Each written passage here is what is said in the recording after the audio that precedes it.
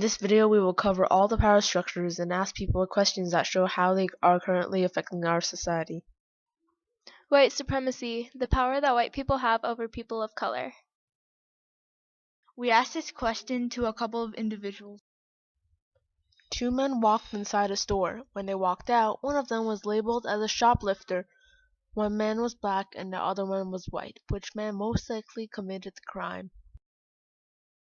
I honestly think it's black because you hear all these stereotypes about black people and how they're all dangerous, and because most of them go to jail. But then if you think about it, they could be the white person also, because the white people the white people kind of they use the stereotypical idea and they use it against the black people, so they can use it to their advantage to say, oh, this person did it, when really they actually did. The first thing that comes to my mind is, why did the other guy stop the guy from stealing the first It's place? the white one, because it is more likely that the white one stole it, because it has more of a reason to blackmail the black one. Yeah, and it's just an easier crime. I'm really honestly gonna say, if it's just based on race, many people will probably say black. However, it's hard to explain it. There's like a vibe that people give out, and it doesn't pertain to the color of your skin. I think there are a lot of black people who are definitely very professional, and there are also white people who cannot carry themselves in a professional manner. So I would have to say I have to look at those two people as just a person, regardless of the color of their skin, and see what type of vibe they would give me for me to make that judgment. But if it was just no picture, no nothing, and you just say white or black, I'm pretty sure many people would say black. Yeah. The majority of the people said that the shoplifter would most likely be the black person.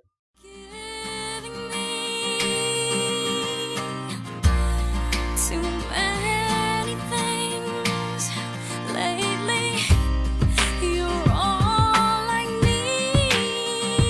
Oh, you smiled at me and said, "Don't get me wrong, I love you, but does that mean I have to leave?" Male supremacy, the system in which males gain power and privilege at the expense of women. We asked this question to a couple of individuals. What does your dream woman look like, and what do you want her to do? Well, for me, the dream woman, it's hard to say, because for me, I want to have both a husband and a wife at the same time. Or, maybe, but it might be a guy or a girl, whichever. For me, it's whoever.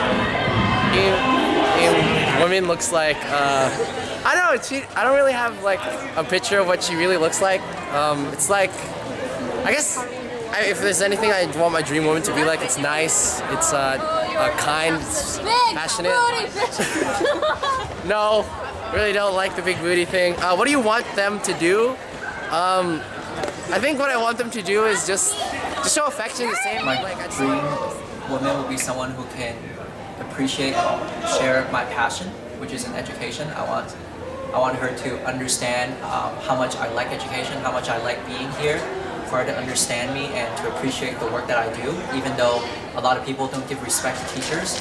I feel like this is really an ideal job for me, and it's one of the most noble job that exists. Definitely someone who can understand me, appreciate my passion, and constant communication. I don't really know how she looks like, but I know looks, they are going to deteriorate, just like flowers, so inside is definitely way more important than the outside. We expected a stereotypical standard of beauty as their answers, but their answers show us that there are guys that think differently than how the media portrays women.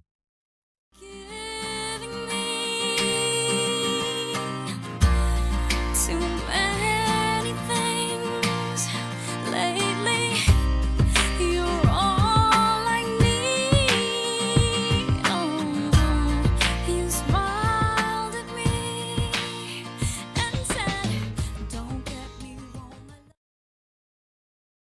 Heterosexism, the system that gives heterosexuals power and privilege at the expense of the LGBTQ community. We asked this question to a couple of individuals. How do you feel about public affection from people of the same gender? I'm fine as long as they don't do it in front of me. I know, but what if they did do it in front of you? How would you I'll be feel? disgusted. If they're like, if it's like really intense, I'll feel very uncomfortable because even if it's this different sex, it's uncomfortable. But I'm totally okay with it. I mean, as long as you're not doing anything inappropriate in public, I'm totally okay with it. I mean, isn't it? I think it's actually pretty adorable how people show love. I mean, like there should be more love in the world. Don't you? more love in the world. More love in the world. Okay, so what I feel about affection from the same sex, I think that I think they could do it because you see people with like regular couples, as in like a girl and a boy doing it like affectionately in public. I think it's really fine if two people of the same sex do it because it's not wrong at all because it's what they feel is right and it's their decision to do this. And it might be weird at first seeing this because this is like a new thing, seeing two people of the same sex together. But I think over time, it's gonna be like a regular couple, yeah, and it's gonna be okay, more comfortable. How would you feel if you saw them like doing it in front of you? Well, I would just walk away and just let them have their privacy.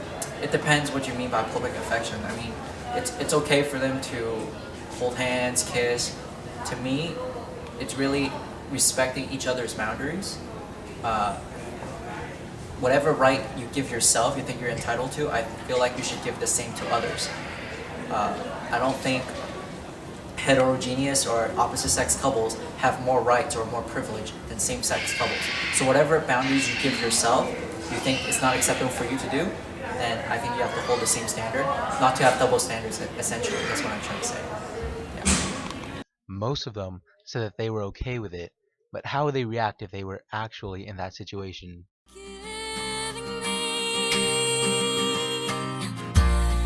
Too many things lately. You're all I need. Oh, you smiled at me and said, "Don't get me wrong, I love you." Capitalism, the system in which the rich people get richer at the expense of the working class. We asked this question to a couple of individuals. Do you think that our taxes are going to the right place? I actually don't know where the taxes are going. I don't really pay attention to political things, and that's why I honestly don't know what to say about them. Sometimes, yes, but for me it's hard to explain, but yes, I do. Do you know where they're going? Schools, fire departments, or what? Like basically everyday things that people don't think that actually are from taxes. It's just mostly for like public services, like parks and everything else. Like, I think I don't know enough to tell you whether they're going to the right places. I feel like how the tax dollars are spent should be more transparent. Normally, we don't really get to make a decision on how much how we allocate the tax dollar. So definitely, I feel like we should have more voice as citizens, and it will always be good for California to spend more on public education, which is in schools, because we're having huge budget cuts. A lot of the things that we're trying to do, incorporating technology, we need funding to get it going. Like we can't even get Wi-Fi to work appropriately. When we gonna give laptops to you guys, it's not really gonna do anything because we don't even have money to make sure that wireless network is functioning at the right level. Hopefully that answers your question. Our taxes? Well, I think that our taxes are not going to the right places. Don't they go to the military a lot? Like a majority of our taxes go to military funding and other unnecessary projects that the state or the government has.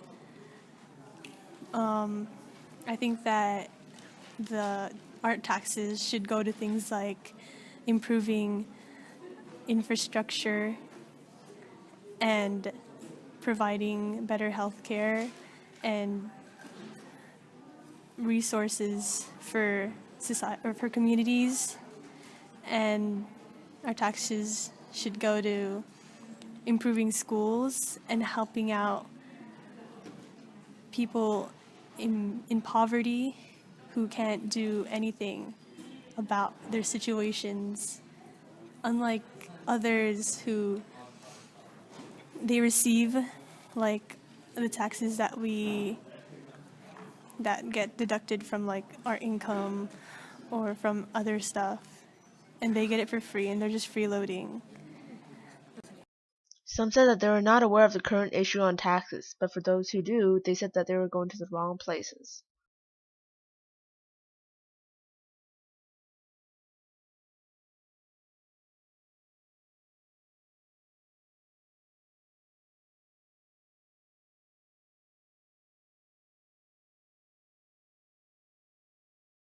Ageism, the system that gives power and privilege to older people at the expense of the youth. We asked this question to a couple of individuals. What are some things that you wish you were old enough to do? Drive, go to college, get away, travel on my own. I wish I was old enough to do. I guess drive, but then not really. I wish I could party and drink. Drive. I wish I had chocolate cake on your own without your parents and drive. Drive. If I was old enough, that's actually a pretty hard one. Because I love my life right now as like a teenager. If I could like stay like this, not forever, but like for a longer time, I'd love to. If I could drive, yeah, driving's cool. I wish I was old enough to drive and get a job.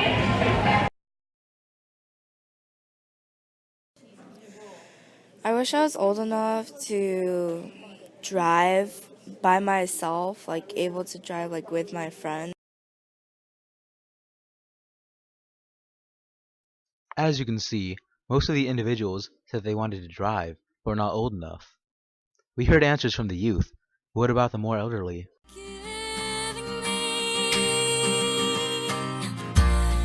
Too many things lately. You're all I need. Oh, you smiled at me and said, "Don't get me wrong." Xenophobia, the fear of foreign ideas, people, things, etc. We asked this question to a couple of individuals. What is your nationality? Do you feel American? You have to talk loud. What is your nationality? I am Filipino. Do you feel more American, Filipino American, or Filipino? I feel like myself. What do you eat every day? Like at dinner. Probably Filipino food, or if my dad's too lazy to cook, we eat out. My mom's in the Philippines, my dad's from Madagascar, so I'm kind of African and Filipino. But when it comes to American customs, the food I eat is like more Filipino than it is American. But when we go out, it's actually a lot of other cultures. Like I like pasta and I like Chinese food. Chinese food. Yeah. And I also like trying new things from different cultures. As for like clothes, it is mostly American, except most people don't consider my style, normal. So I don't even know what really to call myself. I am American. Yeah. American. I don't know. I'm from America. If there's anything else, I guess I'm African American. Do you have more American customs or African customs? Like the food you eat, the clothes you wear. The clothes I wear are American. The food I eat is like American. Unless rice has somehow turned into a